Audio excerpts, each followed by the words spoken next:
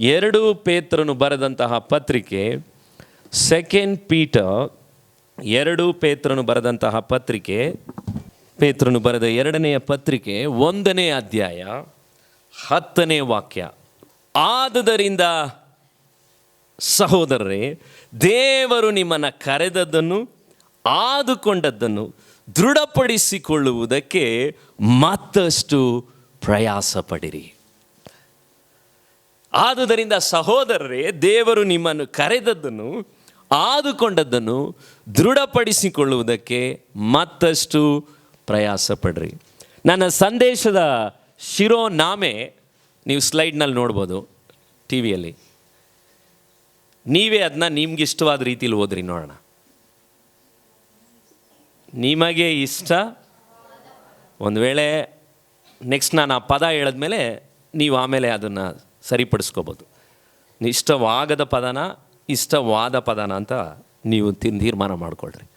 Next slide ಹಾಕಿಮ್ಮ. ಈಗ ಹೇಳ್ರಿ, ನಿಮಗಿಷ್ಟವಾದ ಪದನ ಏನಾ ಪದ? ಎಷ್ಟು ಜನ ಯಥಾರ್ಥವಾಗಿ ಹೇಳ್ತೀರಾ ಈ ಪದ ನನಗೆ ತುಂಬ ಇಷ್ಟ ಅಂತ? 4-5 ಜನ. ವೆರಿ ಗುಡ್, ಪರವಾಗಿಲ್ಲ, ಪ್ರಯಾಸ ಪಡ್ರಿ. ವಾವ್, ನಮ್ಮ ಚಪ್ಪಾಳೆ ತಟ್ಟೋಣ ಅವ್ರಿಗೆ. ಇಷ್ಟವಾದವರು ಕೆಲವರು ಇದ್ದಾರೆ.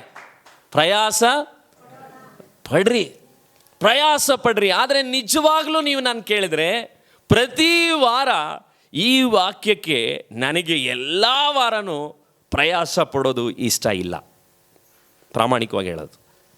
ಯಾಕಂದರೆ ನನಗೆ ವಾರದಲ್ಲಿ ಏನೇನೋ ನಡೆದಿರುತ್ತೆ. ಕೆಲವು ಸಾರಿ ಯಾರಾದರೂ ಕೋಪ ಪಂಡಿರ್ತೀನಿ, ಯಾರಿಗಾದರೂ ಏನಾದರೂ ಬೇಸರ ಆಗಿರುತ್ತೆ. ಅವಾಗೆಲ್ಲ ನನಗೆ ಈ ವಾಕ್ಯ ಕೊಡೋಕ್ಕೆ ನನ್ನ ಕೈಯಲ್ಲಿ ಏನಾಗಲ್ಲ, ಮನಸ್ಸು ಬರಲ್ಲ. ಯಾಕಂದರೆ ನಾನು ಸರಿ ಇಲ್ವಲ್ಲ ಅಂತ ಒಂದೊಂದು ಸರಿ ನನಗೆ ಪ್ರಯಾಸ ಬರಲ್ಲ.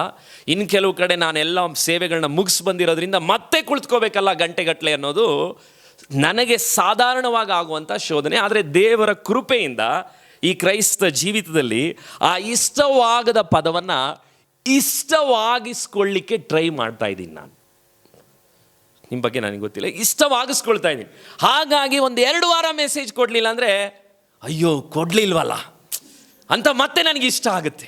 ಯಾಕಂದರೆ ಬೇರೆಯವರು ಬಂದು ಏನಾದರೂ ಊರ ಕತೆಗಳೆಲ್ಲ ಹೇಳ್ಬಿಟ್ಟು ಮಿಸ್ ಆಗಿ ವಾಕ್ಯಗಳನ್ನ ಕೊಟ್ಬಿಟ್ಟಾಗ ನನ್ನ ಮನಸ್ಸು ಹಿಂದೆ ಕೂತ್ಕೊಂಡು ಹೇಳುತ್ತೆ, ಅಯ್ಯಯ್ಯೋ ವಾಕ್ಯ ಕೊಡಲಿಲ್ವಲ್ಲ, ನಾನು ವಾಕ್ಯನ ಕೊಡ್ಬೋದಾಗಿತ್ತಲ್ಲ ಅಂತ ನನಗೆ ಅನಿಸಿದೆ. ಯಾಕೆ ಹೇಳ್ತಾ ಇದ್ದೀನಿ ಅಂದರೆ, ಇದು ಇಷ್ಟವಾದ ಪದವೇ ಒಂದು ರೀತಿ ನನಗೆ. ಯಾಕೆಂದರೆ ದೇವರ ವಾಕ್ಯದಲ್ಲಿ ಈ ಪೇತ್ರನ ಹೇಳ್ದಂಥ ಪೇತ್ರನಿಗೆ ಈ ಪದ ಇಷ್ಟವಾಗಿರಲಿಲ್ಲ. ಯಾಕೆ? ಅವನು ಪ್ರಾರಂಭದಲ್ಲಿ ಯೇಸು ಸ್ವಾಮಿ ಹತ್ರ ಸಿಕ್ಕಿದಾಗ ಒಂದು ಮಾತು ಹೇಳ್ದ, ರಾತ್ರಿ ಎಲ್ಲ ಪ್ರಯಾಸ ಪಟ್ಟೆವು ಗುರುವೇ, ನಮಗೆ. ಅದು ಯೇಸು ಸ್ವಾಮಿ ಸೇವೆ ಆರಂಭದಲ್ಲಿ ಮಾತ್ರ ಹೇಳಿದ ಪದ ಅಲ್ಲ. ಯೇಸು ಸ್ವಾಮಿ ಸತ್ತು ಎದ್ದು ಹೊಡೆದ್ರು.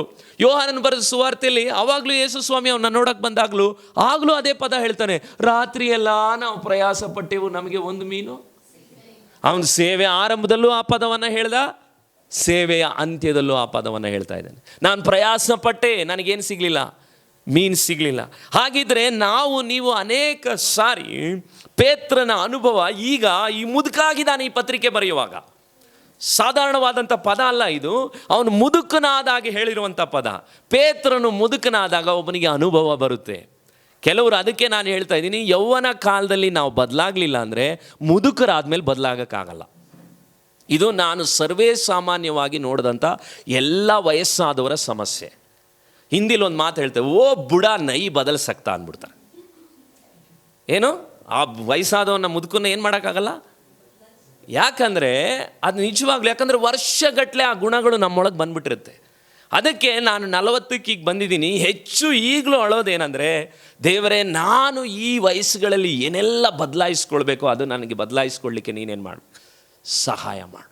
ಯಾಕಂದರೆ ನಾನು ಈ ವಯಸ್ಸುಗಳಲ್ಲಿ ನನ್ನ ತಪ್ಪನ್ನು ನಾನು ಅರ್ಥ ಮಾಡ್ಕೊಳ್ಳಿಲ್ಲ ಅಂದರೆ ವಯಸ್ಸಾದ ಮೇಲೆ ಪೇತ್ರನ ಹಾಗೆ ನಾವು ಮಾತಾಡೋಕ್ಕಾಗಲ್ಲ. ಪೇತ್ರ ಈ ಪದವನ್ನು ಹೇಳುವಾಗ ಭಾಳ ಬೆಳೆದಿದ್ದಾನೆ ಆತ್ಮಿಕವಾಗಿ. ಅವನೇನು ಹೇಳ್ತಾ ಇದ್ದಾನೆ ಗೊತ್ತಾ? ಅವನ ಅನುಭವದಿಂದ ಹೇಳಿದ್ದು. ಯಾಕಂದರೆ ಕಾಯಬೇಕಾದಂಥ ಸಮಯದಲ್ಲಿ ಅವನು ಕಾಯಲಿಲ್ಲ, ಪ್ರಾರ್ಥನೆ ಮಾಡಬೇಕಾಗಿರೋ ಸಮಯದಲ್ಲಿ ನಿದ್ದೆ ಮಾಡಿಬಿಟ್ಟ, ಪ್ರಯಾಸ ಪಡಬೇಕಾಗಿರೋ ಸಮಯದಲ್ಲಿ ಅವನು ಪ್ರಯಾಸ ಪಡಲೇ ಇಲ್ಲ. ಇದು ಅವನ ಜೀವಿತದ ಅನುಭವ. ಈ ಅನುಭವ ಎಲ್ಲ ಆದಮೇಲೆ, ವಯಸ್ಸಾದ್ಮೇಲೆ ಈಗ ಹೇಳ್ತಾ ಇದ್ದಾನೆ, ಆದುದರಿಂದ ಸಹೋದರರೇ, ದೇವರು, ನಾನು ವಯಸ್ಸಾಗ್ಬಿಟ್ಟಿದೆ ಆದರೆ ಈಗ ನಾನು ಹೇಳೋದನ್ನ ಮಾತ್ರ ನೀವು ಕೇಳಿಸ್ಕೊಳ್ರಿ. ಏನಂತ? ಅನುಭವ ಅನ್ನೋದೇನು? ಕೂದಲು ಹೋದ್ಮೇಲೆ ಬಾಚಣಿಗೆ ಸಿಕ್ದಂಗಂತೆ. Experience is just like a comb that you after you lose your hair you try to use it ಅಂತ ಒಬ್ಬ ಹೇಳ್ತಾ. ಅಂದರೆ ಕೂದಲು ಹೋದ್ಮೇಲೆ ಬಾಚಣಿಗೆ ಸಿಕ್ಕಿದ್ಮೇಲೆ ಇಲ್ಲ. ಹಾಗೆ ಕೆಲವು ಸಾರಿ ನಮಗೆ ಆಮೇಲೆ ಬಾಚಣಿಗೆ ಸಿಕ್ಕಿದ್ರು ಅಷ್ಟರಲ್ಲಿ ಕೂದಲು ಹೋಗ್ಬಿಟ್ಟಿರುತ್ತೆ. ಪೇತ್ರನಿಗೆ ಆ ರೀತಿ ಅಲ್ಲ ಅವನು ಹೇಳ್ತಾ ಇರೋದು. ಅವನು ಹೇಳ್ತಾ ಇದ್ದಾನೆ, ನೀವು ಆದುಕೊಂಡಂತನ್ನು ದೃಢಪಡಿಸಿಕೊಳ್ಳುವುದಕ್ಕೆ ಮತ್ತಷ್ಟು ಏನು ಮಾಡಿರಿ, ಪ್ರಯಾಸ ಪಡ್ರಿ. ಈ ಪತ್ರಿಕೆಯಲ್ಲಿ ಅವನು 3 ಸಾರಿ ಹೇಳಿದ್ದಾನೆ ಈ ಪದವನ್ನು. ನೀವು ನೋಡೋದಾದರೆ 10ನೇ ವಾಕ್ಯದಲ್ಲಿ ಅವನು ಏನು ಹೇಳ್ತಾ ಇದ್ದಾನಂದರೆ, ಮೊದಲನೇದಾಗಿ ದೇವರು ನಿಮ್ಮನ್ನು ಕರೆದದ್ದನ್ನು ದೃಢಪಡಿಸಿಕೊಳ್ಳುವುದಕ್ಕೆ. ಸಾಮಾನ್ಯವಾಗಿ ಈ ವಾಕ್ಯವನ್ನು ಎಲ್ಲ ಸೇವಕರುಗಳು ಬಹುಶಃ 90% ನಾನು ನೋಡಿದಂಥ ಸೇವಕರುಗಳು ಇದನ್ನು ಬಳಸಿರೋದೇನಕ್ಕೆ ಗೊತ್ತಾ? ನಿನಗೆ ಪಾಸ್ಟ್ರು ಕರೆಯುವಿಕೆ ಇದೆಯಾ, ಕಂಡಿಡ್ಕೋ. ಸುವಾರ್ತಿಕ ಸೇವೆನಾ ಕಂಡಿಡ್ಕೋ. ಆರಾಧನೆ ಸೇವೆನಾ ಕಂಡಿಡ್ಕೋ. ಕರೆಯುವಿಕೆ ಬಿಟ್ಟು ಮಿಸ್ ಮಾಡಬಾರ್ದು ಅಂತ. ಆದರೆ ಈ ಅಧ್ಯಾಯನ ನಾನು ಸ್ಟಡಿ ಮಾಡುವಾಗ ನನಗೆ ಗೊತ್ತಾಗಿದ್ದು, ಇದು ಕರೆಯುವಿಕೆ ಸೇವೆ ಬಗ್ಗೆ ಹೇಳಿದ್ದೇ ಅಲ್ಲ. ಹೆಂಗೆ ಹೇಳ್ತೀರಾ ಪಾಸ್ಟ್ರೇ? 11ನೇ ವಾಕ್ಯದಲ್ಲಿ ನೋಡ್ರಿ, ನಮ್ಮ ಕರ್ತನು ರಕ್ಷಕನೂ ಆಗಿರುವ ಯೇಸು ಕ್ರಿಸ್ತನ ನಿತ್ಯ ರಾಜ್ಯದಲ್ಲಿ ಪ್ರವೇಶಿಸುವ ಹಾಗೆ ದೇವರು ನಿಮಗೇನು ಮಾಡ್ತಾನಂತೆ. ಹಾಗಿದ್ರೆ ಈ ಕರೆಯುವಿಕೆ ಯಾವುದಕ್ಕೆ? ದೇವರ ರಾಜ್ಯಕ್ಕೆ ಹೋಗಲಿಕ್ಕೆ. ಅರ್ಥ ಮಾಡ್ಕೋಬೇಕು. ಇದು ಸೇವೆ ಕರೆಯುವಿಕೆ ಬಗ್ಗೆ ಹೇಳಿದ ಪದ ಅಲ್ಲ.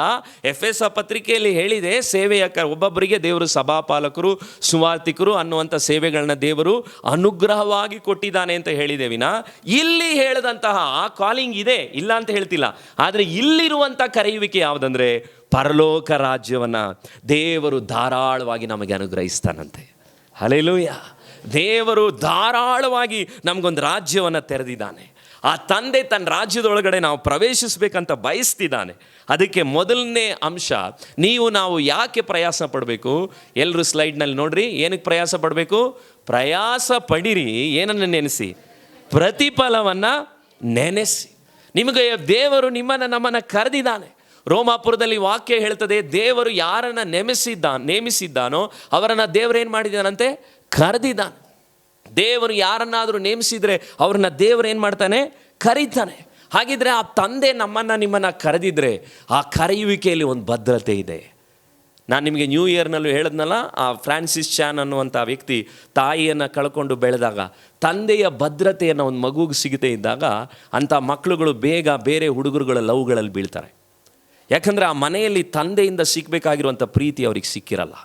ಅದಕ್ಕೆ ಮಕ್ಕಳುಗಳನ್ನು ಯೌವನ ಕಾಲಕ್ಕೆ ಬರುವಾಗ ನೀವು ತಂದೆಯಂದಿರು ತಪ್ಕೋಬೇಕು, ಅವರನ್ನು ಪ್ರೀತಿಸಬೇಕು, ಅವರನ್ನು ನೀವು ಟಚ್ ಮಾಡಬೇಕು, ಅವ್ರಿಗೆ ನೀವು ಭದ್ರತೆಯನ್ನು ಕೊಡಬೇಕು.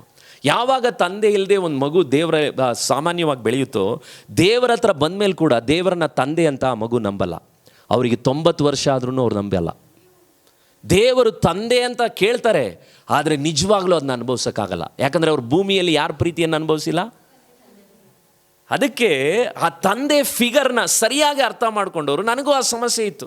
ನನಗೂ ದೇವರು ತಂದೆ ತಂದೆ ತಂದೆ ಅಂತ ಹೇಳ್ತಾ ಇದ್ರು ಕೂಡ ನನಗೆ ದೇವರೊಂದಿಗೆ ಅಷ್ಟು ಆಳವಾಗಿ ಕನೆಕ್ಟ್ ಆಗ್ಲಿಕ್ಕೆ ಆಗಲಿಲ್ಲ. ಎಷ್ಟೋ ಸರಿ ಆ ತಂದೆ ನನ್ನನ್ನು ಪ್ರೀತಿಸ್ತಿದ್ದಾನೆ ಅಂತ ನನಗೆ ಡೌಟ್ ಬಂದಿದೆ. ಆದರೆ ಇನ್ನೂ ಕೆಲವರಿದ್ದಾರೆ, ತಂದೆಯ ಪ್ರೀತಿಯನ್ನು ಅನುಭವಿಸಿದವರು ಕೂಡ ದೇವರನ್ನ ತಂದೆಯ ಪ್ರೀತಿ ಅನುಭವಿಸೋಕ್ಕಾಗಲ್ಲ. ಯಾಕೆ? ಅವ್ರು ಮೊದಲೇ ಅನುಭವಿಸ್ಬಿಟ್ಟಿದ್ದಾರೆ. ಹಾಗಾಗಿ ದೇವರನ್ನು ಆ ತಂದೆ ಥರ ಅವ್ರಿಗೆ ಸಂಪೂರ್ಣವಾಗಿ, ಯಾಕಂದ್ರೆ ಅವ್ರಿಗೆ ಮೊದಲೇ ಸಿಕ್ಬಿಟ್ಟಿದೆಯಲ್ಲ. ಸಿಕ್ಕದೇ ಇರೋನಿಗೆ ಅಟ್ಲೀಸ್ಟ್ ದೇವರು ತಂದೆ ಅಂತ ಆರಾಧನೆ ಮಾಡುವಾಗ ಅಳುನಾದರೂ ಬರುತ್ತೆ. ಸಿಕ್ಕಿರೋನಿಗೆ ದೇವರನ್ನು ಆರಾಧನೆ ಮಾಡುವಾಗ ತಂದೆ ಅಂತ ಆರಾಧಿಸ್ಲಿಕ್ಕೆ ಅವನ ಕೈಯಲ್ಲಿ ಕನೆಕ್ಟ್ ಆಗಲ್ಲ. ಯಾಕಂದರೆ ಅವ್ನಿಗಾಗಲೇ ಭೂಮಿಲಿ ಏನಾಗಿದೆ? ತಂದೆ ಸಿಕ್ಕಿದ್ದಾನೆ. ಎರಡೂ ಅಪಾಯನೇ. ಆದರೆ ಯಾವಾಗ ಒಬ್ಬ ನಿಜವಾಗ್ಲೂ ದೇವರ ಮಗು, ಅವರು ನಿಮ್ಗೆ 80 ಆಗಿರ್ಬೋದು 90 ಆಗಿರ್ಬೋದು, ಯಾವುದೇ ವಯಸ್ಸಲ್ಲೂ ಕೂಡ ತಂದೆ ನನ್ನನ್ನು ಪ್ರೀತಿಸ್ತಿದ್ದಾನೆ ಅನ್ನೋ ಅರಿವು ಪ್ರತಿಯೊಬ್ಬ ವಯಸ್ಸಾದವರಿಗೂ ಬರಬೇಕು, ಸಣ್ಣವರಿಗೂ ಬರಬೇಕು, ದೊಡ್ಡವರಿಗೂ ಬರಬೇಕು. ಈ ಭದ್ರತೆ ನಿಮಗೇನಾದರೂ ಬಂತಂದರೆ, ಇನ್ಸೆಕ್ಯೂರಿಟಿ ಬಂದಾಗಲೇ ಎಲ್ಲ ಸಮಸ್ಯೆಗಳು ಬರೋದು. ಯಾಕೆ ಗೊತ್ತಾ? ಆ ಭದ್ರತೆ, ದೇವರು ನಮ್ಮನ್ನು ಪ್ರೀತಿಸ್ತಾನೆ ಅನ್ನೋ ಅರಿವಿಲ್ಲ ಅಂದರೆ ನಮಗೆಲ್ಲರ ಮೇಲೂ ಡೌಟ್ ಸ್ಟಾರ್ಟ್ ಆಗುತ್ತೆ. ಇದು ಬೇರಲ್ಲಿದ್ದಿದ್ದ ಪ್ರಾಬ್ಲಮ್. ಅದಕ್ಕೆ ಹೆಂಡತಿ ಬಂದರೂ ಡೌಟ್ ಬರುತ್ತೆ, ಮಕ್ಕಳು ಬಂದರೂ ಡೌಟ್ ಬರುತ್ತೆ. ಯಾಕಂದರೆ ಆ ಮೂಲ ಬೇರು ಸರಿಯಾಗಿಲ್ಲ. ಅದಕ್ಕೆ ದೇವರಲ್ಲಿ ಬಂದ ಮೇಲೆ ಹೆಚ್ಚು ನೀವೇನು ಮಾಡಬೇಕು ಗೊತ್ತಾ? ರೂಮ್ಗಳಲ್ಲಿ ಒಂಟಿಯಾಗಿ ಹೋಗಿ, ದೇವರೇ ನೀನು ನನ್ನ ತಂದೆ, ನಾನು ನಿನ್ನ ಲವ್ ಮಾಡ್ತೀನಿ, ನೀನು ನನ್ನನ್ನು ಪ್ರೀತಿಸ್ತಿದೀಯಾ, thank you thank you thank you ಅಂತ ಕಣ್ಣೀರಿಂದ ಆ ತಂದೆ ಪ್ರೀತಿಯಲ್ಲಿ ಮುಳುಗಬೇಕು. ಎಷ್ಟೋ ಸಾರಿ ನಾನು ಪ್ರಾರ್ಥನೆಗೆ ರೂಮ್ನಲ್ಲಿ ಹೋದರೆ ತಾಳ್ಮೆಯಿಂದ ಹೇಳ್ತೀನಿ, ನಾನು ಪದಗಳೇ ಹೇಳಲ್ಲ ದೇವ್ರ ಹತ್ರ. ಒಂದು ಅರ್ಧ ಗಂಟೆ, ಒಂದೊಂದು 20 ನಿಮಿಷ ಆ ತಂದೆಯ ಪ್ರೀತಿಯಲ್ಲಿ ಮುಳುಗಿ ಮುಳುಗಿ ಬರೀ ಅಳು ಬರ್ತಾನೆ ಇರುತ್ತೆ. ಆ ಪ್ರೀತಿಯನ್ನು ಎಂಜಾಯ್ ಮಾಡ್ತೀನಿ. ಆ ಪ್ರೀತಿಯನ್ನು ನಾನು ಹೆಚ್ಚು ಸವಿದಷ್ಟು ನನಗೆ ಯಾರೇ ಹೆಚ್ಚು ಏನಾದರೂ ಮಾಡಿದ್ರೆ, ಮೊದಲೆಲ್ಲ ತುಂಬ ಅಳ್ತಾ ಇದ್ದೆ, ಈಗ ಯಾರೇ ಬೈದರೂ ಚರ್ಮ ದಪ್ಪ ಆಗ್ಬಿಟ್ಟೈತೆ ನನಗೆ. ಅವ್ರು ನನ್ನ ಪ್ರೀತಿಸಿಲ್ಲ, ಇವ್ರು ನನ್ನ ಪ್ರೀತಿಸಿಲ್ಲ. ಈ ವಾರದಲ್ಲೂ ಕೂಡ ನನಗೆ ಆ ರೀತಿ ಅನ್ನಿಸ್ತಾನೆ ಇಲ್ಲ. ಯಾಕೆ ಅನ್ನಿಸ್ತಾ ಇಲ್ಲ ಅಂದರೆ, ನನಗೆ ಚೆನ್ನಾಗಿ ಗೊತ್ತಿದೆ ನನ್ನನ್ನು ಪ್ರೀತಿಸುವಂಥ ಒಬ್ಬ ತಂದೆ ಇದ್ದಾನೆ. ಆ ತಂದೆ ಹೇಳುವಾಗೆ ನಾನಿದ್ದೀನ ಅಂತ ನನ್ನನ್ನು ಚೆಕ್ ಮಾಡ್ಕೊಂಬಿಟ್ರೆ ಸಾಕು, ನನಗೆ ಭದ್ರತೆಯಲ್ಲಿ ಯಾವುದೇ ಬಿರುಕು ಬರಲ್ಲ. ಯಾವಾಗ ಈ ತಂದೆಯ ಪ್ರೀತಿಯ ಭದ್ರತೆ ಜನರಿಗಿರಲ್ವೋ, ಅವರು ಭೂಮಿಯಲ್ಲಿ ಬಹಳಷ್ಟು ಪ್ರಯಾಸ ಪಡ್ತಾರೆ. ಸೊ ಪೇತ್ರನು ಅವನ ಅನುಭವದಿಂದ ಹೇಳ್ತಿದ್ದಾನೆ, ನಿಮ್ಮನ್ನು ಕರೆದದ ಒಬ್ಬ ದೇವರಿದ್ದಾನೆ. ನಿಮಗೆಷ್ಟೇ ವಯಸ್ಸಾಗಿರ್ಬೋದು, ನೀವು ಸಣ್ಣವರಾಗಿರ್ಬೋದು, ದೇವರು ನಿಮ್ಮನ್ನು ಕರೆದಿದ್ದಾನೆ. ಆತ ನಿಮ್ಮನ್ನು ಯಾವುದರಿಂದ ಕರೆದಿದ್ದಾನೆ ಗೊತ್ತಾ? ಅದು ನನಗೆ ತುಂಬ ಇಷ್ಟ. 3ನೇ ವಾಕ್ಯ ನೋಡ್ರಿ, 1ನೇ ಅಧ್ಯಾಯ 3ನೇ ವಾಕ್ಯ. ತಮ್ಮನ್ನು ತನ್ನ ಪ್ರಭಾವದಿಂದ ಗುಣಾತಿಶಯಗಳಿಂದ ಕರೆದ ದೇವರ ವಿಷಯವಾಗಿ. ಆತನ ಮಹಿಮೆ ನೋಡ್ರಿ, ಆತನ ಗುಣಗಳು ಎಷ್ಟು ಶ್ರೇಷ್ಠವಾದದ್ದು. ಅಂದರೆ ಪೇತ್ರ ಸುಮ್ಮನೆ ಹೇಳ್ತಾ ಇಲ್ಲ, ಬೆಟ್ಟದ ಮೇಲೆ ದೇವರ ಮಹಿಮೆಯನ್ನು ನೋಡ್ದ ಅವನು. ಯೇಸು ಸ್ವಾಮಿ ಜೊತೆ ಸಾಮಾನ್ಯವಾಗಿ ಮೀನು ಹಿಡ್ಕೊಂಡು ಓಡಾಡ್ತಾ ಇದ್ದವನು. ಆದರೆ ದಿಢೀರಂತ ಒಂದು ದಿವಸ ಬೆಟ್ಟದ ಮೇಲೆ ದೇವರು ಮರುರೂಪ ಆದನು. ಆ ಬೆಳಕಿನಲ್ಲಿ ಅವನ ಕೈಯಲ್ಲಿ ನಿಂತ್ಕೊಳ್ಳೋಕ್ಕಾಗಲಿಲ್ಲ. ಅಲ್ಲಿ ದೇವರ ಮಹಿಮೆಯನ್ನು ಅವನು ನೋಡ್ಬಿಟ್ಟ. ಗಮನ ಇಟ್ಟು ಕೇಳ್ರಿ, ತಪ್ಪಾಗ್ತಿ. ಒಂದು ಉದಾಹರಣೆ ಕೊಡ್ತೀನಿ. ನನ್ನನ್ನು ಮಲ್ಕಪ್ಪ ಅವರು ಸುಮಾರು ಸರಿ ನೋಡಿದ್ದಾರೆ. ಆದರೆ ದಿಢೀರಂತ ಇತ್ತೀಚೆಗೆ ಒಂದು ಮೀಟಿಂಗ್ ನಾವು ಹೋಗಿದ್ವಿ. ಅಲ್ಲಿ ನಾನು ಸೂಟೆಲ್ಲ ಹಾಕಿ ನಾನು ಕೆಳಗಡೆ ಬಂದು ನನ್ನನ್ನು ಅವ್ರು ಕಾರಲ್ಲಿ ಕರ್ಕೊಂಡು ಹೋಗ್ಬಿಟ್ರು. ಮಲ್ಕಪ್ಪ ಅವರು, ನಾಗರಾಜು ಇಬ್ಬರು ಬರ್ತಾವ್ರೆ. ಇಲ್ಲಿವರೆಗೂ ಬಿಡದಿಲ್ ನೋಡಿದ್ದ ಆ ಸುಜಿತ್ ಅಲ್ಲ. ಅಲ್ಲೊಂದು ಸ್ವಲ್ಪ ಏನು ಕಾಣ್ತಂದ್ರೆ ಒಂದು ಸ್ವಲ್ಪ ಮಹಿಮೆ ಕಾಣ್ತಾ ಅಷ್ಟೆ. ನಾನು ಮಲ್ಕಪ್ಪ ಅವ್ರು ಓಡ್ ಬರ್ತಾವ್ರೆ, ಬ್ಯಾಗ್ ಹಿಡ್ಕೊತಾವ್ರೆ. ಪಾಪ ಅವ್ರು ನಾನು ಪ್ರೀತಿಸೋದ್ರಿಂದ ಬರ್ತಾ ಇರೋದು. ಅಲ್ಲಿ ಏನು ನೋಡಿದ್ರು ಅಂದರೆ ಜುಜುಬಿ ಒಂದು ಸಣ್ಣ ಮಹಿಮೆ, ಒಂದು ಸೂಟು. ಅವ್ರುಗಳು ನಮ್ಮನ್ನು ಕಾರಲ್ಲಿ ಕರ್ಕೊಂಡೋಗಿದ್ದು. ಉದಾಹರಣೆಗೆ ಇದನ್ನ ಹೇಳ್ತಾ ಇರೋದು, ನಾನು ದೊಡ್ಡ ವ್ಯಕ್ತಿ ಅಂತೆಲ್ಲ ಹೇಳ್ತಾ ಇರೋದು. ಮಹಿಮೆ ಒಬ್ಬ ವ್ಯಕ್ತಿಗೆ ಯಾವುದು ಅಂತ ಗೊತ್ತಾಗ. ಈಗ ನಾನು ನಿಮಗೂ ಹೇಳ್ತೀನಿ ಕೇಳ್ರಿ, ನಿಮ್ಮನ್ನೆಲ್ಲ ಇಲ್ಲಿ ವಿಶ್ವಾಸಿಯಾಗಿ ನೋಡ್ತಿದ್ದೀನಿ. ದಿಢೀರಂತ ನಿಮ್ಮ ಕಂಪ್ನಿಲಿ ನಾನು ಬರ್ತೀನಿ, ನಿಮ್ಮನ್ನು ಯಾರೋ ನೋಡಿದವರು ಮೇಡಮ್ ಅಂತಾರೆ. ನಮ್ಮ ವಿಶ್ವಾಸಿ, ನಮ್ಮ ಒಬ್ಬೊಬ್ಬರ ಹೆಸರುಗಳನ್ನ ಹೇಳೋದಾದರೆ ನಮ್ಮವರ, ಇವರು ಅಲ್ಲಿ ಕೆಲಸ, ಅವ್ರ ಮ್ಯಾನೇಜರಾ. ಅವಾಗ ಮಹಿಮೆ ಬಂದಿದ ತಕ್ಷಣ ನಿಮ್ಮ ಮೇಲೆ ಗೌರವ ಬಂದ್ಬಿಡುತ್ತೆ. ಇಲ್ಲಿ ಮಹೇಶ್ ಬ್ರದರ್ ಇದ್ದಾರೆ, ಬ್ಯಾಂಕಲ್ಲಿ ಒಂದು ವೇಳೆ ಅವ್ರನ್ನ ನೋಡಿದಾಗ ಅಲ್ಲಿ ಯಾರಾದರೂ ಅವ್ರು ನಮಸ್ಕಾರ ಹೊಡೆದ್ಬಿಟ್ರೆ ನಾನು, ಅಯ್ಯೋ ಮಹೇಶು, ನಮಗೆ ವಾರ ವಾರ ಸಿಗ್ತಾರೆ. ಯಾಕಂದರೆ ಮಹಿಮೆ ಪ್ರಭಾವ ಒಬ್ಬನದು ಗೊತ್ತಾದಾಗ ಅವ್ರು ಕರೆದಂಥ ವ್ಯಕ್ತಿಯ ಮೇಲೆ ನಮಗೆ ನಂಬಿಕೆ ಬರುತ್ತೆ. ನಿಮಗೆ ಉದಾಹರಣೆ ಹೇಳ್ತಾ ಇದ್ದೀನಿ, ನಮ್ಮನ್ನು ಕರೆದ ದೇವರ ಪ್ರಭಾವ ಇವತ್ತು ನಮಗೆ ಗೊತ್ತಿಲ್ಲ, ಆತನ ಗುಣಗಳು ನಮಗಿವತ್ತು ಗೊತ್ತಿಲ್ಲ. ಅದಕ್ಕೆ ನಾವು ದೇವರನ್ನು ನಂಬಲಿಕ್ಕೆ ಆಗ್ತಾ ಇಲ್ಲ. ಯಾಕೆ ದೇವರಿಗೋಸ್ಕರ ನಾವು ಪ್ರಯಾಸ ಪಡ್ತಾ ಇಲ್ಲ ಗೊತ್ತಾ? ಆ ಕರೆದಂಥ ದೇವರ ಮಹಿಮೆ ಇವತ್ತು ವಾಕ್ಯಗಳಲ್ಲಿರುವ ದೇವರ ಜನರಿಗೆ ಗೊತ್ತಿಲ್ಲ. ಪ್ರಯಾಸ ಯಾವಾಗ ಪಡ್ತೀರಾ ಗೊತ್ತಾ? ಒಬ್ಬ ವ್ಯಕ್ತಿಗೆ ಮಹಿಮೆ ಇದೆ ಅಂತ ಗೊತ್ತಾದಾಗ ಅವನಿಗೆ ನೀವು ಪ್ರಯಾಸ ಪಡ್ತೀರಾ. ಸುಮ್ಮನೆ ಜುಜುಬಿ ವ್ಯಕ್ತಿಗೆ ನೀವು ಪ್ರಯಾಸ ಪಡಲ್ಲ. ನಿಮ್ಮ ಕಂಪನಿಯಲ್ಲಿ ನೀವು ಮಾಡುವಂಥ ಕೆಲಸಕ್ಕೆ ನಿಮ್ಗೆ ಎಷ್ಟು ಸ್ಯಾಲ್ರಿ ಬರುತ್ತೆ ಅಂತ ಗೊತ್ತಾಗಿದ್ದ ತಕ್ಷಣವೇ ನಿಮ್ಗೆ ಅಪಾಯಿಂಟ್ಮೆಂಟ್ ಲೆಟ್ರಲ್ಲಿ ಕೆಳಗಡೆ ಒಂದು ಲೈನ್ ಹಾಕಿರ್ತಾನಲ್ವಾ, 45,000. ಒಬ್ಬರು ಹೇಳಿದ್ರು, you are going to get 2 lakh per annum, ಅಂದರೆ ವರ್ಷಕ್ಕೆ 2 ಲಕ್ಷ ಅಂತ. ಆ ಲೈನ್ ನೋಡಿದ ತಕ್ಷಣವೇ ಯಾಕೆ? ಮಹಿಮೆ ಅದು. ಪೇತ್ರನು ಹೇಳ್ತಿದ್ದಾನೆ, ನಮ್ಮನ್ನು ಕರೆದ ದೇವರ ಮಹಿಮೆ, ಆತನ ಗುಣಗಳು ಎಷ್ಟು ಅತಿಶಯವಾಗಿದೆ ಅನ್ನೋದನ್ನು ಅರ್ಥ ಮಾಡಿಕೊಂಡಾಗ 4ನೇ ವಾಕ್ಯದಲ್ಲಿ ಹೇಳ್ತಾ ಇದ್ದಾನೆ, ಕೆಳಗಡೆ ಭಾಗದಲ್ಲಿ ನೋಡಿ, ದೈವ ಸ್ವಭಾವದಲ್ಲಿ ನೀವು ಪಾಲನ್ನು ಹೊಂದುವವರಾಗಬೇಕೆಂಬ ಉದ್ದೇಶದಿಂದ ದೇವರು ತನ್ನ ಪ್ರಭಾವ ಗುಣಾತಿಶಯಗಳಿಂದ ಏನು ಮಾಡಿದ್ದಾನಂತೆ? ಅಮೂಲ್ಯವಾಗಿ, ಎಲ್ಲರೂ ಹೇಳಿ, ಅಮೂಲ್ಯವಾಗಿ. 2ನೇದು, ಉತ್ಕೃಷ್ಟವಾಗಿಯೂ ಇರುವಂತಹ ವಾಗ್ದಾನ. ಅಸಾಧಾರಣವಾದಂಥ ಪ್ರಾಮಿಸ್ ಅಲ್ಲ, ಅದು ಅಮೂಲ್ಯವಾದದ್ದು ರೀ, ಅದು ಉತ್ಕೃಷ್ಟವಾದದ್ದು. ಆ ವಾಗ್ದಾನದಲ್ಲಿ ದೇವರು ನಮಗೆ ಏನು ಕೊಡ್ತಾನಂತೆ? ಪ್ರತಿಫಲ ಕೊಡ್ತಾನೆ. ಅದಕ್ಕೆ ನಾವು ಯಾಕೆ ಪ್ರಯಾಸ ಪಡಬೇಕು ಗೊತ್ತಾ? ನಾವು ಪ್ರತಿಫಲವನ್ನು ನೆನೆಸಿ ಪ್ರಯಾಸ ಪಡಬೇಕು. ನಿಮ್ಮಲ್ಲಿ ಎಷ್ಟೋ ಜನ, ನಾನು ಧೈರ್ಯವಾಗಿ ಕೇಳಿದ್ರೆ, ನಿಮ್ಮ ಕಂಪನಿ ನಿಮ್ಗೇನಾದರೂ ಸ್ಯಾಲ್ರಿ ಕೊಡಲಿಲ್ಲ ಅಂದರೆ ಎಷ್ಟು ಜನ ಕೆಲಸಕ್ಕೆ ಹೋಗ್ತೀರಾ? ಮಕ್ಕಳು ಓದ್ತಾ ಇರೋರು, ಒಂದು ವೇಳೆ ನಿಮ್ಮ ರಿಸಲ್ಟಲ್ಲಿ ನಿಮ್ಗೆ ಒಳ್ಳೆ ರೀತಿ ಮಾರ್ಕ್ಸ್ ಬರಲಿಲ್ಲ ಅಂದರೆ, ಎಕ್ಸಾಮೇ ಕೊಡಲಿಲ್ಲ ಅಂದರೆ ಎಷ್ಟು ಜನ ಓದ್ತೀರಾ? ರಿವಾರ್ಡ್ಸ್ ಇಲ್ಲದೆ, ರಿಸಲ್ಟ್ ಇಲ್ಲದೆ, ಇನ್ಕ್ರಿಮೆಂಟ್ ಇಲ್ಲದೆ ಯಾವನು ಪ್ರಯಾಸ ಪಡಲ್ಲ. ಯಾಕಂದರೆ ರಿವಾರ್ಡ್ ನಿಮ್ಮನ್ನು ಮಾಡಲಿಕ್ಕೆ ಪುಷ್ ಮಾಡುತ್ತೆ. ಯಾಕಂದರೆ ಆ ಪ್ರತಿಫಲ ನಿಮಗೆ ಸಿಗಬೇಕು. ಆದರೆ ಪ್ರತಿಫಲ ಇಲ್ಲದೆ ಇರುವಂಥ ವಿಷಯಕ್ಕೆ ನಾವು ಪ್ರಯಾಸನೇ ಪಡಲ್ಲ. ಅದಕ್ಕೆ ಭಾಳಷ್ಟು ಜನ ಸೇವೆನೇ ಮಾಡಲ್ಲ. ಯಾಕೆ? ಸೇವೆಯಲ್ಲಿ ಮಾಡಿದ್ರೆ ಭೂಮಿಲಿ ಎಲ್ರಿಗೂ ಬೇಗ ಪ್ರತಿಫಲ ಸಿಗಲ್ಲ. ಸೇವೆಗೆ ಬಂದರೆ ನಿಮಗೆ ಸಿಗೋ ಪ್ರತಿಫಲ ಕಡಿಮೆ, ಹೆಚ್ಚು ವೆಚ್ಚ. ಇದಕ್ಕೋಸ್ಕರನೇ ಇತ್ತೀಚೆಗೆ ಸೇವೆ ಮಾಡೋರು ಕಡಿಮೆ ಆಗ್ತಾ ಹೋದರು. ಯಾಕಂದರೆ ಮತ್ತಾಯನು ಬರೆದ ಸುವಾರ್ತೆ 19:27 ಪೇತ್ರನೂ ಅದೇ ಥರನೇ ಕ್ಯಾಂಡಿಡೇಟ್. ಪೇತ್ರ ಏನು ಕೇಳ್ದ ಮತ್ತಾಯ 19:27 ನೀವು ಬೇಗ ತಿರುಗಿಸಿ ನೋಡಿದ್ರೆ ಮತ್ತಾಯ 19:27 ಪೇತ್ರ ಏನು ಹೇಳ್ದ? ಆಗ ಪೇತ್ರನು ಆತನನು, ಈಗೋ ನಾವು ಎಲ್ಲ ಬಿಟ್ಬಿಟ್ಟು ನಿನ್ನನ್ನು ಏನು ಮಾಡಿದ್ವಿ? ಹಿಂಬಾಲಿಸ್ವಿ. ನೀವು ಅನ್ಕೋಬೇಡ್ರಿ, ಓ ಪೇತ್ರ ಏನೋ ಮೀನು ಹಿಡ್ಕೊಂಡಿದ್ದ, ಅವನೇನು ಇಲ್ಲದೆ ಇರೋನು. ಪೇತ್ರ ಶ್ರೀಮಂತ ರೀ, ದನ ಕಾಯಿಸೋರು, ಕುರಿ ಕಾಯಿಸೋರು, ಅವತ್ತಿನ ಕಾಲದಲ್ಲಿ ಕೀಳಾದವರು, ಮೀನು ಬೆಸ್ತರು, ಬಿಸ್ನೆಸ್ ಮ್ಯಾನ್ಗಳವರು. ಸ್ವಂತ ದೋಣಿ ಇತ್ತು ಪೇತ್ರನಿಗೆ. ಅವತ್ತಿನ ಕಾಲದಲ್ಲಿ ಗಲಿಲಾಯ ಸಮುದ್ರದಲ್ಲಿ ಒಬ್ಬನ ಹತ್ರ ಒಂದು ದೋಣಿ ಇದ್ದರೆ ಎಷ್ಟು ದೊಡ್ಡ ಪವರ್ ಮ್ಯಾನ್ ಗೊತ್ತಾ ಅವನು. ಅದಕ್ಕೆ ಧೈರ್ಯವಾಗಿ ಹೇಳ್ದ, ಈಗೋ ನಿನ್ನನ್ನು ಬಿಟ್ಟು ನಿನ್ನ ನಿಂತ್ಕೊಂಡು ನಾವೇನು ಮಾಡಿದ್ವಿ? ಎಲ್ಲ ಬಿಟ್ಟು ಹಿಂಬಾಲಿಸಿ ಬಂದಿದ್ದೀವಿ ಅಂದ ಅವನು. ಅದಕ್ಕೆ ಅವನು ಕೇಳಿದ್ದು, ಬಿಟ್ಟು ಬಂದಿದ್ದೀವಿ ತಾನೇ, ನಂಗೇನು ಸಿಗ್ತದೆ? ಹಾಂ, ನಾವು ಕೇಳ್ತೀವಲ್ಲ, ಏನು ಸಿಗ್ತದೆ ಚರ್ಚಿಗೆ ಬಂದರೆ? ಪೇತ್ರನು ಹಂಗೆ ಕೇಳ್ದ, ಏನು ಸಿಗುತ್ತೆ? ಈಗ ಪೇತ್ರನಿಗೆ ಯೇಸು ಸ್ವಾಮಿ ಕೊಟ್ಟಿದ್ದ ಆ ಉತ್ತರ ಏನು? 28ನೇ ವಾಕ್ಯದಲ್ಲಿ, ಹೊಸ ಸೃಷ್ಟಿಯಲ್ಲಿ ನಿನಗೆ ಸತ್ಯವಾಗಿ ಹೇಳ್ತೇನೆ, ಮನುಷ್ಯ ಕುಮಾರನು ತನ್ನ ಮಹಿಮೆಯ ಸಿಂಹಾಸನದ ಮೇಲೆ ಕೂತುಕೊಳ್ಳುವಾಗ ನನ್ನನ್ನು ಹಿಂಬಾಲಿಸಿರುವ ನೀವು ಸಹ 12 ಸಿಂಹಾಸನದ ಮೇಲೆ ಏನು ಮಾಡ್ತೀರಾ ನೀವು? ನೋಡ್ರೆ ಎಂಥ ಮಹಿಮೆ. ನೀನು ಬರೀ ಮೀನು ಹಿಡಿತಿದ್ಯಾ, ಒಂದು ದಿವಸ ನ್ಯಾಯ ತೀರ್ಪಿನ ದಿನದಲ್ಲಿ ನಾನು ನ್ಯಾಯ ತೀರ್ಪು ಮಾಡುವಾಗ ನಿನ್ನೂ ಕೂರಿಸ್ತೀನಿ. ಎಲ್ಲಿ? ಸಿಂಹಾಸನದಲ್ಲಿ. 12 ಕುಲಗಳಿಗೆ, ಅಬ್ರಹಾಮ, ಇಸಾಕ, ಯಾಕೋಬನಂಥ ಸಂತತಿಗಳಿಗೆ 12 ಕುಲ ರೀ. ಆ 12 ಕುಲಕ್ಕೆ ಜುಜುಬಿ ಮೀನು ಬೆಸ್ತ, ಮೀನು ಹಿಡ್ದವನು ಎಲ್ಲ ಲೈನಲ್ಲಿ ಬಂದ್ರಾ? ಯೋಚನೆ ಮಾಡಿದ್ದೀರಾ ನೀವು? ಇದೆಲ್ಲ ಮಹಿಮೆ. ಪೇತ್ರನು ಹೇಳ್ತಾ ಇದ್ದೀನಿ, ಏನು ಸಿಕ್ತು ಅಂತ ಜುಜುಬಿ ಕೇಳ್ದ. ಆದರೆ ದೇವರು ಅವನಿಗೆ ಹೇಳ್ತಿದ್ದಾರೆ, ನಿನಗೆ ನಾನು ಕೊಡೋದು ಭೂಮಿಲಿರೋ ಆಸ್ತಿ ಪಾಸ್ತಿ ಅಲ್ಲ ಕಣ. ಪ್ರಾಮಾಣಿಕ ನಮ್ಮ ಭಾಷೆಯಲ್ಲಿ ಹೇಳೋದಾದರೆ 12 ಕುಲದ ಸಿಂಹಾಸನದ. ಅದಕ್ಕೆ ಕೆಳಗಡೆ ಮತ್ತೆ ಹೇಳ್ತಾನೆ, ಮತ್ತು 29ನೇ ವಾಕ್ಯ, ಬಂಪರ್. ಅದಕ್ಕೆ ನಾನು ಹೇಳ್ತೀನಿ, ಬಂಪರ್ ಇದೆ. ಎಲ್ಲರೂ ಹೇಳಿ, ಏನಿದೆ? ಬಿಗ್ ಆಫರ್, ಬೈ 1 ಇಲ್ಲ ಹಂಗಲ್ಲ, ಬೈ 1 ಗೆಟ್ 100. ಯಾಕೆ? 29ನೇ, ನನ್ನ ಹೆಸರಿನ ನಿಮಿತ್ತ ಮನೆಗಳನ್ನಾಗಲಿ, ಅಣ್ಣ ತಮ್ಮಂದಿರನ್ನಾಗಲಿ, ಅಣ್ಣ ತಿಮ್ಮಂದಿರನ್ನಾಗಲಿ, ಅಕ್ಕ ತಂಗಿಯರನ್ನಾಗಲಿ, ತಂದೆಯನ್ನಾಗಲಿ, ತಾಯಿಯನ್ನಾಗಲಿ, ಮಕ್ಕಳನ್ನಾಗಲಿ, ಭೂಮಿಯನ್ನಾಗಲಿ ಬಿಟ್ಟು ಬಿಟ್ಟಿರುವವರಿಗೆ ಅನೇಕ ಪಾಲು ಹೆಚ್ಚಾಗಿ ಸಿಕ್ಕುವುದು, ಮತ್ತು ಅವರು ನಿತ್ಯ ಜೀವಕ್ಕೆ ಏನಾಗುವರು? ಹಲ್ಲೆಲೂಯಾ. ಎಲ್ಲಿ ಸಿಗುತ್ತೆ? ಭೂಮಿಯಲ್ಲೂ ಸಿಗುತ್ತೆ. ಓ ಯೇಸು ಸ್ವಾಮಿ ಅಲ್ಲಿ ಸಿಗುತ್ತೆ ಅಂತ ಹೇಳಿಲ್ಲ ನೋಡ್ರಿ, ಅಲ್ಲಿ ಪದ ಅನೇಕ ಪಾಲು ಹೆಚ್ಚಾಗಿ ಸಿಕ್ಕುವುದು. ಅಣ್ಣ ತಮ್ಮ ಭೂಮಿ ಸೈಟ್ನೆಲ್ಲ ಏನು ಪರಲೋಕಕ್ಕೆ ಎತ್ಕೊಂಡು ಹೋಗಿರಾ ನೀವು? ಭೂಮಿಯನ್ನೆಲ್ಲ ಎಲ್ಲಿ ಕೊಡ್ತೀನಿ ಅಂತ ಹೇಳಿದ್ದು.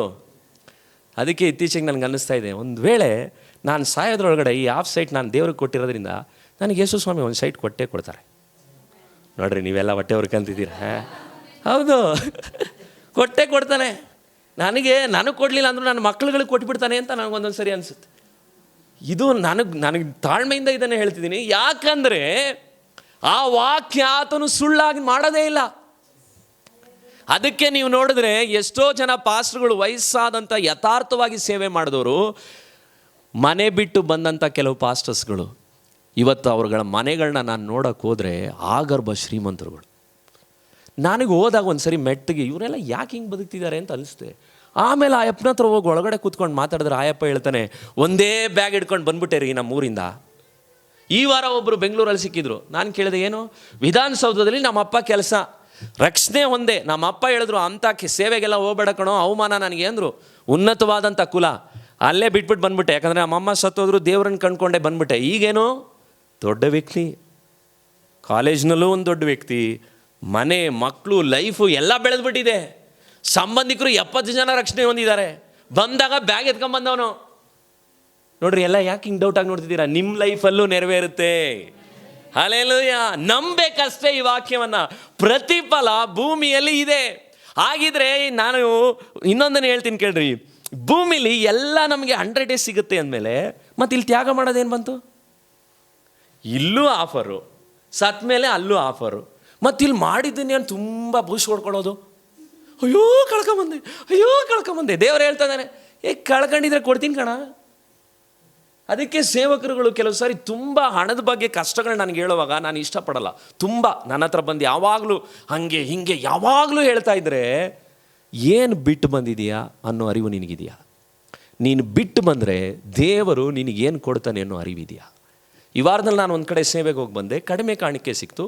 ಬರೋವಾಗ ಟ್ರೈನಲ್ಲಿ ಮೆಟ್ರೋಲ್ ಬಂದೆ, 11 ಬಂದೆ. ಇಮಿಡಿಯೇಟಾಗಿ ದೇವ್ರ ಹತ್ರ ಹೇಳಿದೆ, ದೇವರೇ ಇಲ್ಲಿ ಕಡಿಮೆ ಕೊಟ್ಟಿದ್ದಾರೆ ಅಷ್ಟೇ, ಈ ವಾರದಲ್ಲಿ ನೀನು ಕಂಪೆನ್ಸೇಟ್ ಮಾಡ್ತೀಯಾ? ನೋಡಿ ಹೊಟ್ಟೆವ್ರಿಗೆ ಕಂತೀರ. ಹೌದು, ಕಂಪೆನ್ಸೇಟ್ ಮಾಡ್ತೀಯಾ? ಮಾಡಿಬಿಟ್ಟ. ನೆನ್ನೆನೆ ಡೀಲ್, ನೆನ್ನೆನೆ ಕ್ಲೋಸ್. ಕೊಟ್ಟಿದ್ದು 1:30, ಬೆಳಗ್ಗೆ ಟುಯ್ ಅಂತ ಬಿತ್ತು 4:15. ನೋಡಿ ಹೊಟ್ಟೆವ್ರಿಗೆ ಕಂತೀರಾ? ಆದರೆ ಅದಲ್ಲ ನಾನು ಹೇಳ್ತಾರೆ. ದೇವರು ನನಗೆ ಪ್ರತಿ ಸಾರಿ, ಅನೇಕ ಸಾರಿ ನನ್ನನ್ನು ಎಚ್ಚರಿಸಿ ಹೇಳಿದ್ದಾನೆ, ನೀನು ಸೇವೆ ಮಾಡುವಂಥದ್ದು ಯಾವಾಗಲೂ ನಿನಗೆ ನಾನು ಹೆಚ್ಚವಾಗಿ ಕೊಡುವಂಥವನಾಗಿದ್ದೇನಲ್ಲ. ಅದರಲ್ಲೇನೆ ನಿನ್ನೆವರೆಗೂ ನಾನು ಯೋಚನೆ ಮಾಡ್ತಿದ್ದೆ, ನೀರು ಹಾಕೋದು, ನೀರು ಮೊನ್ನೆ ರಾತ್ರಿ ಬಂತು ಫೋನ್ ನನಗೆ, ವಾಕ್ಯ ಕೊಡಕ್ಕೆ ಹೋಗ್ತಾ ಇದ್ದೀನಿ, ನೀರು ಖಾಲಿಯಾಗಿದೆ ಟ್ಯಾಂಕಲ್ಲಿ. ನಾನು ಮೆಸೇಜ್ಗೆ ಹೋದ್ರೂ ನನ್ನ ಟ್ಯಾಂಕ್ ಖಾಲಿಯಾಗಿದೆ ಹೇಳ್ತೀರಾ ನೀವು, ಪೆಟ್ರೋಲ್ ಖಾಲಿಯಾಗಿದೆ, ಬಂತಲ್ಲ ಹಾಕ್ಸ್ಬಿಟ್ಟೆ.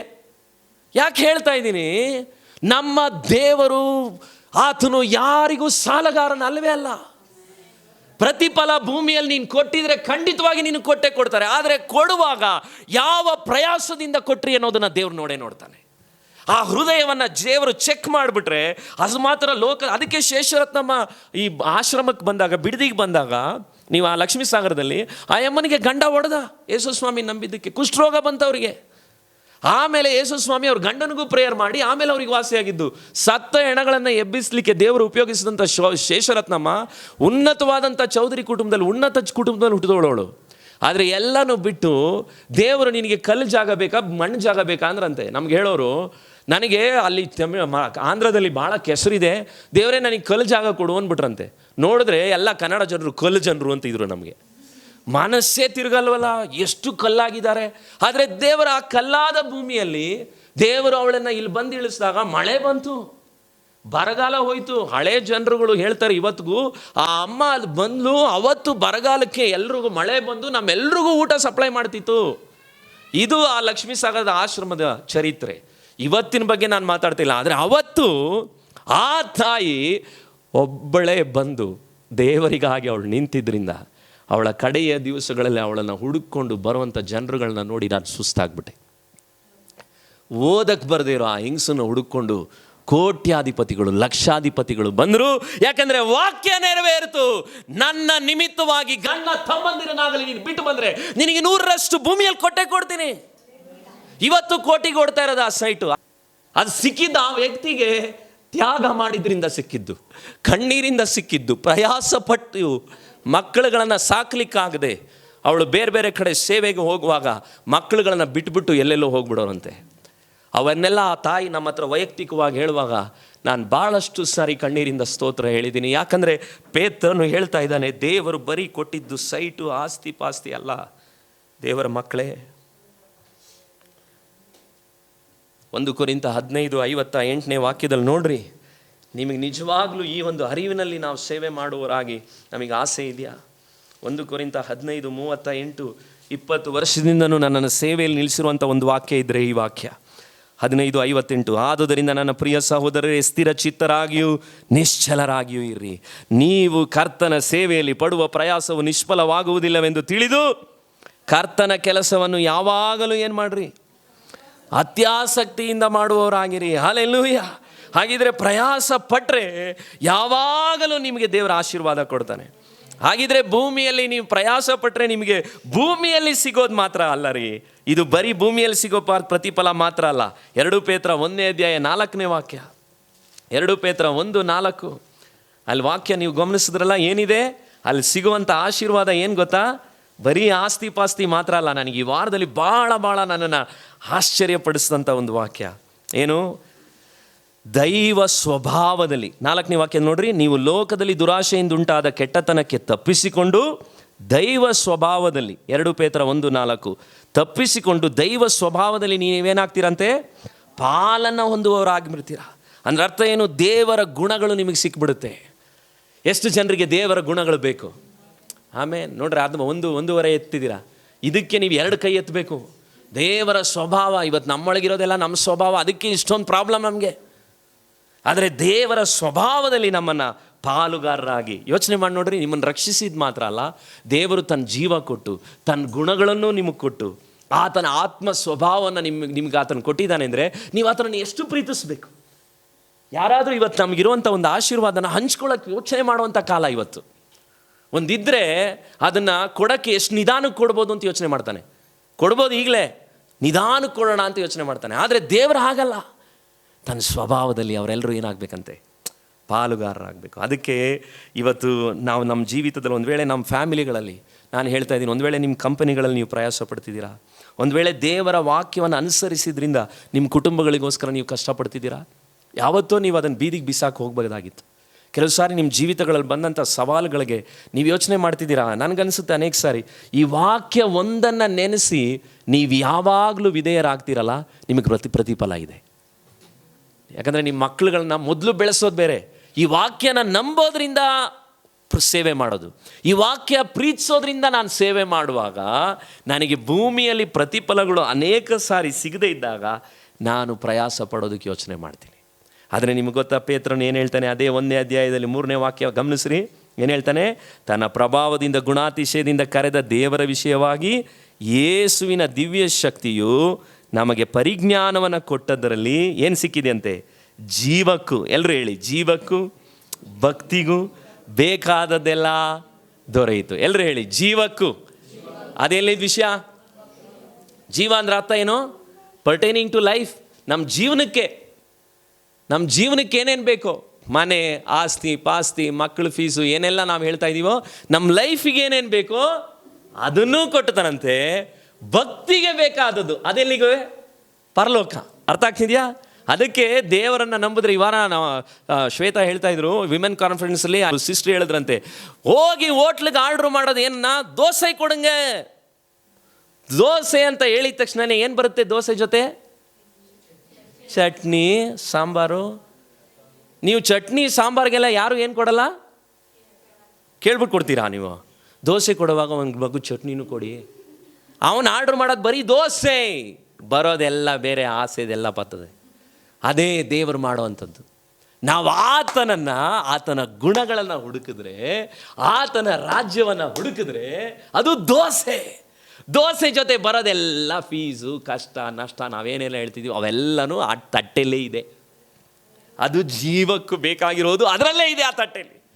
ಅದಕ್ಕೆ ಯಾಕೆ ದೇವರ ಮಕ್ಕಳುಗಳು ಆಶೀರ್ವಾದವನ್ನು ಹೊಂದ್ಕೊಳ್ತಾ ಇಲ್ಲ ಅಂದರೆ, ಈ ವಾಕ್ಯದ ಸ್ವಭಾವವನ್ನು ದೇವರ ಹತ್ರ ನಾವು ಕೇಳ್ತಾ ಇಲ್ಲ. ಎರಡನೇದಾಗ ಆತನ ರಾಜ್ಯವನ್ನು ನಾವು ಕೇಳ್ತಾ ಇಲ್ಲ. ಹೆಚ್ಚು ಆ ಕರೆಯುವಿಕೆಯನ್ನು ನಾವು ದೃಢಪಡಿಸ್ಕೊಂಡ್ರೆ, ಗಮನಿಸ್ರಿ, ಅದು ಎಲ್ಲಿದೆ ಗೊತ್ತಾ? 3ನೇ ವಾಕ್ಯದಲ್ಲಿ ಸೀಕ್ರೆಟ್ ಇದೆ. ಆ ದಿವ್ಯ ಶಕ್ತಿಯು ನಮಗೆ ಯಾವುದರಿಂದ ಕೊಟ್ಟಿದ್ರಿಂದ? ಪರಿಜ್ಞಾನವನ್ನು ಕೊಟ್ಟದ್ದರಲ್ಲಿ. ಹಾಗಿದ್ರೆ ಏನು ಕೇಳಬೇಕು ನೀವು ಈ ವರ್ಷ? ದೇವರೇ, ನಿನ್ನ ಬಗ್ಗೆ ನನಗೆ ವಾಕ್ಯದಲ್ಲಿರೋ ಪರಿಜ್ಞಾನ ಕೊಡಪ್ಪ. ಪರಿಜ್ಞಾನ ಅನ್ನೋದೇ ದೋಸೆ ಒಳಗಡೆ ನಿಮಗೆಲ್ಲ ಸಿಗುತ್ತೆ. ಆ ಪರಿಜ್ಞಾನನ ನಾವು ಇವತ್ತು ಪ್ರಾರ್ಥನೆ ಮಾಡ್ತಾ ಇಲ್ಲ. ದೇವರೇ, ನನಗೆ ಆ ಪರಿಜ್ಞಾನ ಕೊಡು, ನಿನ್ನ ವಾಕ್ಯದಲ್ಲಿರೋ ಜ್ಞಾನವನ್ನು ನನಗೆ ಕೊಡು, ನಿನ್ನ ಗುಣಗಳ ಸ್ವಭಾವವನ್ನು ನನಗೆ ದಯಪಾಲಿಸು ಸ್ವಾಮಿ. ಇವುಗಳನ್ನು ನಾವು ಪಡ್ಕೊಂಡಷ್ಟು ಏನಾಗುತ್ತೆ? ಆಮೇಲೆ 11ನೇ ವಾಕ್ಯ ಹೇಳಿದ್ದು, ಕಡೆ ವಾಕ್ಯ ಏನದು? ನೀವು 10ನೇ ವಾಕ್ಯದಲ್ಲಿ ಹೀಗೆ ಮಾಡಿದರೆ, 10ನೇ ವಾಕ್ಯದ ಕೆಳಗಡೆ ಭಾಗ, ಹೀಗೆ ನೀವು ಮಾಡಿದರೆ ಎಂದಿಗೂ ನೀವೇನಾಗೋದಿಲ್ಲ, ಎಡಹುವುದಿಲ್ಲ. ಯೇಸು ಕ್ರಿಸ್ತನ ನಿತ್ಯ ರಾಜ್ಯದಲ್ಲಿ ಪ್ರವೇಶಿಸುವ ಹಾಗೆ ದೇವರು ನಿಮಗೆ ಧಾರಾಳವಾಗಿ ಏನು ಮಾಡ್ತಾನಂತೆ? ಅನುಗ್ರಹಿಸುವನು. ಹಲ್ಲೆಲೂಯ. ನೀವು ಈ ರೀತಿ ಎಲ್ಲ ಮಾಡಿದ್ರೆ, ಕೇಳಿಕೊಂಡ್ರೆ, ಇವುಗಳನ್ನು ನೀವು ಸ್ವಭಾವವನ್ನು, ದೇವರ ಕರೆಯುವಿಕೆಯನ್ನು, ದೇವರೇ ನಾನು ನಿನ್ನ ರಾಜ್ಯಕ್ಕೆ ಹೋಗಬೇಕು ಅನ್ನೋದನ್ನೆಲ್ಲ ನೀವು ಕೇಳಿಕೊಂಡ್ರೆ, ಇದನ್ನು ನೀವು ಮಾಡಿದ್ರೆ ನಿಮ್ಗೇನು ಸಿಗುತ್ತಂತೆ? ನಿತ್ಯ ರಾಜ್ಯದಲ್ಲಿ. ಅಲ್ಲಿ ಪದ ಕನ್ನಡದಲ್ಲಿ ಏನಿದೆ ಗೊತ್ತಾ? ಧಾರಾಳವಾಗಿ ಅನುಗ್ರಹಿಸುವ. ಹೆಂಗೆ ಕೊಡ್ತಾನಂತೆ ಆತನು? ಧಾರಾಳವಾಗಿ, ಲ್ಯಾವಿಶ್ ಆಗಿ ಕೊಡ್ತಾನೆ. ಅಂದ್ರೆ ಅರ್ಥ ಏನು ನೋಡ್ರಿ, ಪರಲೋಕಕ್ಕೆ ಎಲ್ಲರೂ ಒಬ್ಬೊಬ್ಬರು ಒಂದೊಂದು ರೀತಿ ಹೋಗ್ತಾರೆ. ಕೆಲವರು ಬೆಂಕಿ ತಪ್ಪಿಸ್ಕೊಂಡು ಎಸ್ಕೇಪ್ ಆಗಿ ಅಲ್ಲಿಗೆ ಒಳಗೆ ಹೋಗ್ತಾರೆ. ಎಲ್ರಿಗೂ ಒಂದೇ ರೀತಿ ಎಂಟ್ರಿ ಇಲ್ಲ. ಕೆಲವರು ಕೊರಿಂಥ ಪತ್ರಿಕೆಯಲ್ಲಿ ಹೇಳಿತೆ, ನಿನ್ನನ್ನು ನೀನು ಕಾಪಾಡಿಕೊಂಡ್ರೆ ನೀನು ಬೆಂಕಿ ತಪ್ಪಿಸಿಕೊಂಡವನಾಗಿರುವಿ. 1 ಕೊರಿಂಥ 3:15 ಬೇಕಿದ್ರೆ ಬರ್ಕೊಂಡು ಮನೇಲಿ ನೋಡ್ರಿ. 1 ಕೊರಿಂಥ 3:15 ಹೇಳುತ್ತೆ, ಅವ್ರು ಬೆಂಕಿ ತಪ್ಪಿಸ್ಕೊಳ್ತಾರಂತೆ ಕೆಲವರು. ಆದರೆ ಇಲ್ಲಿ ಹೇಳಿದ್ದು ಬರೀ ಎಸ್ಕೇಪ್ ಆಗಿ ಒಳಗೋಗಿದ್ದಲ್ಲ. ಹೆಂಗೆ ಬರ್ತಾನೆ ಅವನು? ಧಾರಾಳವಾಗಿ ಬರ್ತಾನಂತೆ. ಅಂದರೆ ಅವನು ಬರೋವಾಗ ಮ್ಯೂಸಿಕ್ ಬ್ಯಾಂಡ್ ಹೊಡಿತಾರೆ. ಇದಕ್ಕೆ ನಾನು ಸಂಸ್ಥಾನ ಸಭೆ ಮಕ್ಕಳು ಅಂದರೆ ನನಗೆ ಸಖತ್ ಇಷ್ಟ. ಎಷ್ಟೇ ಚೆನ್ನಾಗಿ ಹೇಳಿದ್ರು ಏನು ಅಲ್ಲಾಡೋದೇ ಇಲ್ಲ. ನೀನು ಏನು ಬೇಕಾದರೂ ಹೇಳ್ಕೊ, ಧಾರಾಳವಾಗಿ ಕೊಡ್ತೀನಿ. ಅದೇ ಇದನ್ನೇನಾದರೂ ನಾನೇನಾದರೂ ಬೇರೆ ಆಶೀರ್ವಾದ ಹೇಳಿದರೆ, ಆದರೆ ನಿಮ್ಮ ಬಗ್ಗೆ ಎಲ್ಲ ಬೇರೆ ಪಾಸ್ಟ್ಗಳು ಯಾಕೆ ಹಂಗೆ ಹೇಳ್ತಾರೆ ನಂಗೆ ಗೊತ್ತಿಲ್ಲ. ಅವ್ರು ಬಂದು ಹೋಗುವಾಗೆಲ್ಲ ಏನು ಹೇಳ್ತಾರೆ ಗೊತ್ತೋ, ಎಷ್ಟು ಅಟೆಂಟಿವ್ ಗ್ರೂಪ್ ಇವರು ಅಂತ. ಅದಕ್ಕೆ ನಾನು ಆದರೆ ಯಾವಾಗಲೂ ಅವ್ರಿಗೆ ಕರ್ಸ್ಕೊಂಡಿರೋಕ್ಕಾಗಲ್ವ ತಿಂಗಳು ಬ್ಯಾಂಡ್ ಹೊಡೆದು ನಿಮಗೆ ಅಲ್ಲಿ ಎಂಟ್ರಿ ಇದೆ ರೀ, ರಾಯಲ್ ಎಂಟ್ರಿ. ಅದು ಸುಮ್ಮನೆ ಎಂಟ್ರಿ ಅಲ್ಲ, ಅದು ಯಾವ ಎಂಟ್ರಿ? ಅದು ರಾಯಲ್ ಎಂಟ್ರಿ. ಕ್ರಿಕೆಟ್ ಮ್ಯಾಚ್ನವ್ರು IPL ಗೆದ್ದು ಬೆಂಗಳೂರು ಏರ್ಪೋರ್ಟ್ ಒಳಗಡೆ ಬಂದರೆ ಸುಮ್ಮನೆ ಕರ್ಕೊಂಡು ಹೋಗಕ್ಕೆ ಬಂದಿಲ್ಲ. DK ಶಿವಕುಮಾರಿಂದ ಹಿಡಿದು ಎಲ್ರುಗಳು ಅಲ್ಲಿ ಪೊಲೀಸ್ಗಳನ್ನ ಇಡಬೇಕಾಗಿ ಬಂತು. ಯಾಕಂದರೆ ಆ ಎಂಟ್ರಿ ಬಸ್ಸು ಬಂದಿದ್ದೇ ತಡ, ಕೆಲವರು ಸತ್ತೇ ಹೋದರು. ಏನದು ಎಂಟ್ರಿ? ಅದು ಸುಮ್ಮನೆ ಎಂಟ್ರಿ ಅಲ್ಲ, ಮ್ಯಾಚ್ ಗೆದ್ದು ಬಂದಿದ್ದಕ್ಕೆ ರಾಯಲ್ ಎಂಟ್ರಿ. ನಿಮಗೆ ಗೊತ್ತಾಗ್ತಿದೆಯಾ? ನಿತ್ಯ ಜೀವದಲ್ಲಿ ಯಾರೆಲ್ಲ ಯಥಾರ್ಥವಾಗಿ ಸೇವೆ ಮಾಡ್ತಾರೋ, ಯಥಾರ್ಥವಾಗಿ ಈ ವಾಕ್ಯಗಳ ಅನುಸಾರದಲ್ಲಿ ಕುಟುಂಬ ನಡೆಸ್ತಾರೋ, ಗಮನ ಇಟ್ಟು ಕೇಳ್ರಿ. ಜವಾಬ್ದಾರಿಯುತವಾಗಿ ತನ್ನ ಮನೆಗಳನ್ನು ನಡೆಸಿದವನು, ಜವಾಬ್ದಾರಿಯುತವಾಗಿ ತನ್ನ ಕೆಲಸವನ್ನು ಸರಿಯಾಗಿ ಮಾಡಿದವನು, ಕಂಪನಿಗಳಲ್ಲಿ ಮೋಸ ಮಾಡದೆ ಬದುಕಿದವನು, ಆನ್ ಟೈಮ್ಗೆ ಕೆಲಸ ಮಾಡಿದವನು, ಪ್ರತಿಯೊಬ್ಬರು ಭೂಮಿಯಲ್ಲಿ ನೀವು ಹೇಗೆ ನಡ್ಕೊಳ್ತಿರೋ. ಕೆಲವರು ಅದಕ್ಕೆ ಭಾಳ ವೇದನೆಯಿಂದ ಹೇಳ್ತಾ ಇದ್ದೀನಿ, ಆಶೀರ್ವಾದ ದೇವರು ಕೊಟ್ಟರೆ, ನೆನ್ನೆನೂ ನಾನು ಹೇಳ್ತಾ ಇದ್ದೆ, ಆಶೀರ್ವಾದ ಕೊಟ್ಟರೆ ದೇವರು ಜವಾಬ್ದಾರಿ ಕೊಡ್ತಾನೆ. ನಿಮಗೆ ಮಕ್ಕಳು ಕೊಟ್ಟಿದ್ದಾನೆ ಅಂದರೆ ಅವ್ರನ್ನ ಬೆಳೆಸೋ ಜವಾಬ್ದಾರಿ ದೇವರು ಕೊಟ್ಟಿದ್ದಾನೆ. ಆದಿಕಾಂಡದಲ್ಲಿ ಆದಾಮನಿಗೆ ತೋಟ ಕೊಟ್ಟರು, ತೋಟ ಅವನು ನೋಡ್ಕೋಬೇಕು. ಮಕ್ಕಳು ಕೊಟ್ಟರೆ ಮಕ್ಕಳುಗಳಿಗೆ ನಿಭಾಯಿಸಿ ಏನೇನು ಮಾಡಬೇಕು ಅವುಗಳನ್ನ ಮಾಡಬೇಕು. ಆದರೆ ಅವುಗಳನ್ನ ಮಾಡಲಿಲ್ಲ, ಜವಾಬ್ದಾರಿನೇ ಎಸ್ಕೇಪ್ ಮಾಡಿ ಹೊರಟೋದ್ವಿ. ಅಂಥವ್ರುಗಳಿಗೆ ನಿತ್ಯತೆಯಲ್ಲಿ ರಾಯಲ್ ಎಂಟ್ರಿ ಇಲ್ಲ. ಅವನು ಏನೆಲ್ಲ ಭೂಮಿಯಲ್ಲಿ ಸರಿಯಾಗಿ ಕೆಲಸನೂ ಸೇವೆನೂ ಪ್ರಯಾಸವನ್ನು ಯಥಾರ್ಥವಾಗಿ ಮಾಡಿದಾನೋ, ಸ್ಟಡೀಸ್ ಕೂಡ, ನೀವು ಎಜುಕೇಷನ್ ಕೂಡ ಅಷ್ಟೇ, ನೀವು ಭೂಮಿಯಲ್ಲಿ ಯಾವ್ಯಾವ ಲೆವೆಲ್ಗೆ ಪ್ರತಿದಿನ ಏನು ಮಾಡ್ತಿದ್ದೀರೋ ಆ ಲೆವೆಲ್ಗೆ ಪರಲೋಕದಲ್ಲಿ ನಿಮಗೆ ಪ್ರತಿಫಲ ಇದೆ. ಇದು ಭಾಳ ಜನಕ್ಕೆ ಗೊತ್ತೇ ಇಲ್ಲ.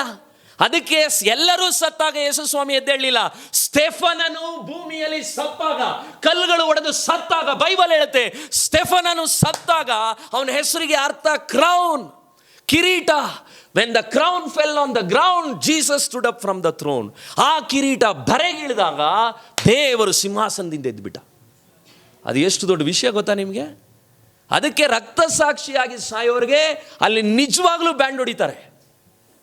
ಸೇವೆಗಾಗಿ ಬದುಕಿದವರು, ಭೂಮಿಯಲ್ಲಿ ಕಳ್ಕೊಂಡವ್ರಿಗೆ ಅಲ್ಲಿ ರಾಯಲ್ ಎಂಟ್ರಿ. ಭೂಮಿಯಲ್ಲಿ ಬದುಕಿದಾಗ ಯಾವುದಾದ್ರೂ ಪಾಸ್ಟರ್ಗಳು ನಿಸ್ವಾರ್ಥವಾಗಿ ತ್ಯಾಗವಾಗಿ ಬದುಕ್ತಿದ್ರೆ ಅವ್ರುಗಳನ್ನು ನಾವು ಗೌರವಿಸದೆ ಕಳಿಸ್ಬೋದು. ಯಾಕಂದರೆ ಅವ್ರ ಹತ್ರ ಕಾರ್ ಇಲ್ಲ, ಅವ್ರ ಹತ್ರ ಮನೆ ಇಲ್ಲ, ಅವ್ರ ಹತ್ರ ವಸ್ತು ಇಲ್ಲ, ಅದರ ಮೇಲೆ ಅಳೆಯುವಂಥ ಲೋಕ. ಆದರೆ ನಾನು ನಿಜವಾಗ್ಲೂ ತಾಳ್ಮೆಯಿಂದ ಹೇಳ್ತಿದ್ದೀನಿ, ಅನೇಕ ಮಿಷನರಿಗಳು, ಅನೇಕ ತ್ಯಾಗವಾಗಿ ಬದುಕಿದವ್ರುಗಳಿಗೆ ಪರಲೋಕದಲ್ಲಿ ರಾಯಲ್ ಎಂಟ್ರಿ. ನೀವು ಇಲ್ಲಿ ಹೊಡಿತಿರೋ ಬ್ಯಾಂಡು ಇಲ್ಲೋ, ಅಲ್ಲಿ ಹೊಡಿತಾರೆ ದೇವದೂತರುಗಳು. ಅಂಥ ಮಹಿಮೆಯ ಸೇವೆ ಮಾಡಿದವರಿಗೆ ಧಾರಾಳವಾಗಿ ಅನುಗ್ರಹಿಸ್ತಾನೆ. ಪೇತ್ರನು ಒಂದನ್ನು ಹೇಳ್ತಾ ಇದ್ದಾನೆ, ಅವನ ಅನುಭವದಲ್ಲಿ ಹೇಳಿದ್ದು. ಅದಕ್ಕೆ ದೇವರ ಮಕ್ಕಳೇ, ನಮ್ಮ ಪ್ರಯಾಸ ಯಾವತ್ತೂ ಏನಾಗಲ್ಲ, ವ್ಯರ್ಥ ಆಗಲ್ಲ. 1 ಪೇತ್ರ 5ನೇ ಅಧ್ಯಾಯ 10ನೇ ವಾಕ್ಯದಲ್ಲಿ ನೋಡ್ರಿ, ಅವನೇನು ಹೇಳ್ತಾನೆ? 5:10 ಏನು ಹೇಳ್ತಾನೆ? 1 ಪೇತ್ರ 5:10, ಕ್ರಿಸ್ತನಲ್ಲಿ ನಿಮ್ಮನ್ನು ತನ್ನ ನಿತ್ಯ ಪ್ರಭಾವಕ್ಕೆ ಕರೆದ ಕೃಪಾಪೂರ್ಣನಾದಂತಹ ದೇವರು ತಾನೇ ನೀವು ಸ್ವಲ್ಪ ಕಾಲ ಬಾಧೆಪಟ್ಟ ಮೇಲೆ ನಿಮ್ಮನ್ನು ಏನು ಮಾಡ್ತಾನಂತೆ? ಯೋಗ್ಯ ಸ್ಥಿತಿಗೆ ಏನು ಮಾಡ್ತಾನೆ? ತರುವವನಾಗಿದ್ದಾನೆ. ಹಲ್ಲೆಲೂಯ. ಇವತ್ತು ನಾವು ಇನ್ಸ್ಟೆಂಟಾಗಿ ಎಲ್ಲ ಆಗಬೇಕು ಅಂತ ಅಂದ್ಕೊಳ್ತೀವಿ. ಇನ್ಸ್ಟೆಂಟಾಗಿ ನಮಗೆ ಸಂಬಳ ಹೆಚ್ಚಾಗಬೇಕು, ಇನ್ಸ್ಟೆಂಟಾಗಿ. ಇವತ್ತು ಭಾಳ ಸಂಕಟದಿಂದ ಹೇಳ್ತಾ ಇದ್ದೀನಿ, ಭಾಳಷ್ಟು ಜನರಿಗೆ ಯೂಟ್ಯೂಬ್ಗಳಲ್ಲಿ ಮೆಸೇಜ್ ಕೊಡಬೇಕಂತ ಆಸೆ. ಆದರೆ ಪ್ರಯಾಸ ಕಣ್ಣೀರು ಸುರಿಸೋರು ಯಾರಿದ್ದಾರೆ? ವಾಕ್ಯಗಳಿಗೆ ಡಿಸ್ಟ್ರಾಕ್ಷನ್ ಇಲ್ಲದೆ ಫೋನ್ಗಳನ್ನು ಬದಿಗಿಟ್ಟು ಗಂಟೆಗಟ್ಟಲೆ ಅಧ್ಯಯನ ಮಾಡಲಿಕ್ಕೆ ಮನಸ್ಸಿಲ್ಲ. ಪ್ರಯಾಸ ಪಡದೇ ಇರೋನಿಗೆ, ಅದಕ್ಕೆ ಬೇಗನೆ ಬೆಳೆಯುವಂಥ ಯಾವುದೇ ವ್ಯಕ್ತಿಗಳು ಕೂಡ, ತಾಳ್ಮೆಯಿಂದ ಇದನ್ನು ಹೇಳ್ತಾ ಇದ್ದೀನಿ, ಸೇವಕರಾಗಲಿಕ್ಕೆ ಎಲ್ರಿಗೂ ಇಷ್ಟ. ಆದರೆ ಸೇವೆಯ ಹಿಂದಿರೋ ಪ್ರಯಾಸ ಯಾರಿಗೂ ಇಷ್ಟ ಇಲ್ಲ.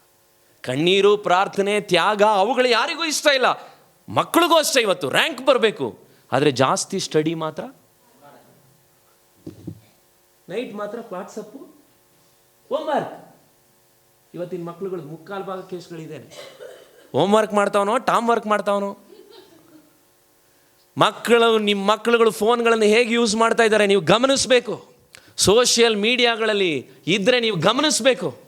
ಯಾಕಂದರೆ ಅವನ ಜೀವಿತವು ಆಧಾರವಾಗಿರೋದು ಫ್ಯಾಮಿಲಿಗಳಲ್ಲಿ. ಇವತ್ತು ನಾವು ಕೂಡ ಮಕ್ಕಳುಗಳು ಒಳ್ಳೆ ಸ್ಥಾನಕ್ಕೆ ಬರಬೇಕು. ಮಕ್ಕಳುಗಳಿಗಾಗಿ ಕಷ್ಟಪಡಕ್ಕಂತೂ ನಾವು ರೆಡಿ ಇಲ್ಲ. ಹೆಂಗೆ ಬರ್ತಾರೆ ಅವರು? ದೇವರು ಪ್ರಯಾಸ ಪಡುವವನಿಗೆ ಮಾತ್ರನೇ ಪ್ರತಿಫಲ ಕೊಡುವಂಥದ್ದು.